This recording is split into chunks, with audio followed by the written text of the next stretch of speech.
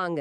இன்னைக்கு நாம பார்க்க போற விஷயம் கொஞ்சம் சீரியஸ் ஆனது, ஆனா ரொம்ப முக்கியமானது. ஒரு நிமிஷம் யோசிச்சு பாருங்க. உங்களுக்கு ஜீவனாம்சம் வேணும்னு 2002ல ஒரு கேஸ் ஃபைல் பண்றீங்க. ஆனா கோர்ட் தீர்ப்பு சொல்ல 9 வருஷம் ஆகுது. 2011ல ஜட்ஜு சரி உங்களுக்கு பணம் குடுக்கணும்னு சொல்றாரு. ஆனா இன்னைக்கு தேதியில இருந்து தான் பணம் கிடைக்கும், நீங்க கஷ்டப்பட்டு காத்திருந்த அந்த 9 வருஷத்துக்கும் கிடையாதுன்னு சொன்னா எப்படி இருக்கும்?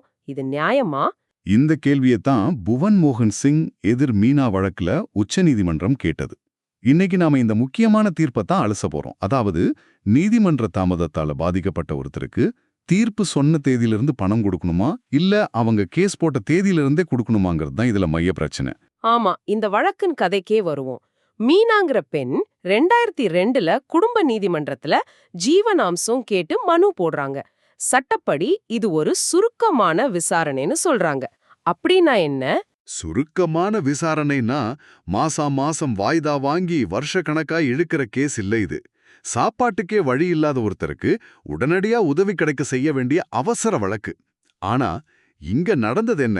நேல் உல்டா. வழக்கு 9 வருஷம் இழுத்தடிச்சது. கடைசியில 2011ல குடும்ப நீதிமன்றம் தீர்ப்பு சொன்ன தேதியிலிருந்து பணம் கொடுங்கன்னு உத்தரவு போடுது. அந்த 9 வருஷ காத்திருப்புக்கு அர்த்தமே இல்லாம போச்சு. அப்புறம் என்னாச்சு? மீனா இதை எதிர்த்து உயர்நீதிமன்றத்துக்கு போனாங்க. அங்க இல்ல 2002ல கேஸ் போட்ட தேதியிலிருந்தே பணத்தை கொடுக்கணும்னு ஒரு நல்ல தீர்ப்பு வந்தது.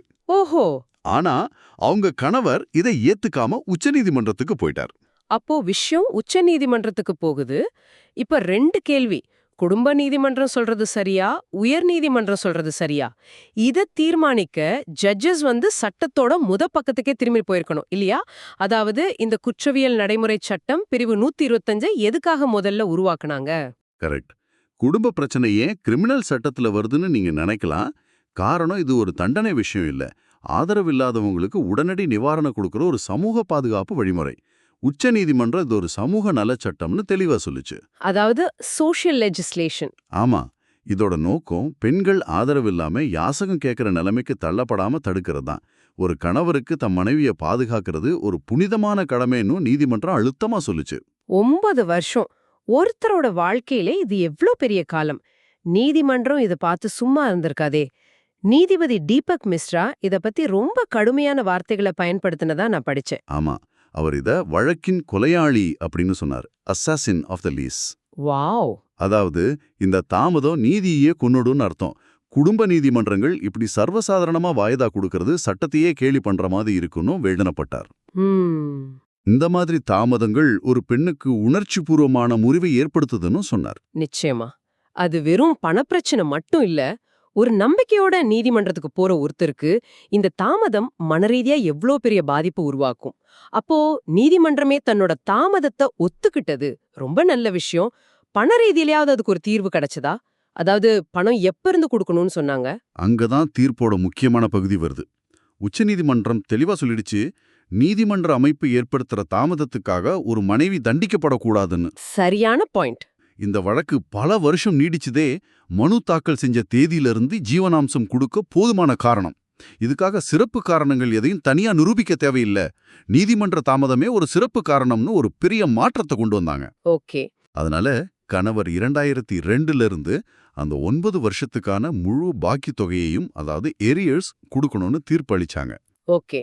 அப்போ இந்த தீர்ப்புல இருந்து நாம, அதாவது இத கேட்டுக்கிட்டு இருக்கிற நீங்க தெரிஞ்சுக்க வேண்டிய முக்கியமான விஷயங்கள் என்ன? 2 முக்கியமான விஷயம் இருக்கு. முதல்ல பொதுமக்களுக்கு, உங்க ஜீவனாம்ச வழக்கு ஏதாவது காரணத்தால் இழுத்தடிக்கப்பட்டா தீர்ப்பு வர்ற தேதியில இருந்தே இல்ல, நீங்க கேஸ் போட்ட தேதியில இருந்தே பணம் கேட்க உங்களுக்கு உரிமை உண்டுன்னு புரிஞ்சுக்கோங்க. இது ரொம்ப முக்கியமான பாயிண்ட். அடுத்து வழக்கறிஞர்களுக்கு. வழக்கறிஞர்களுக்கு என்னன்னா, மனுதாரர் பக்கத்துல எந்த தாமதமும் இல்லாத பட்சத்தில் மனு தாக்கல் செஞ்ச தேதியிலிருந்தே ஜீவனாம்சம் கேட்கறது இப்போ ஒரு இயல்பான விதியா மாறிடுச்சு. நீதிமன்ற தாமதமே அதுக்கான வலுவான காரணமா ஏத்துக்கப்படும். இனிமே அதுக்காக தனியா போராட வேண்டியதில்ல. கடைசியில கணவர் அந்த முழு பாக்கி தொகையையும் தவணை முறையில செலுத்த நீதிமன்றம் அனுமதிச்சாலும் சட்டம் நிலைநாட்டப்பட்டது.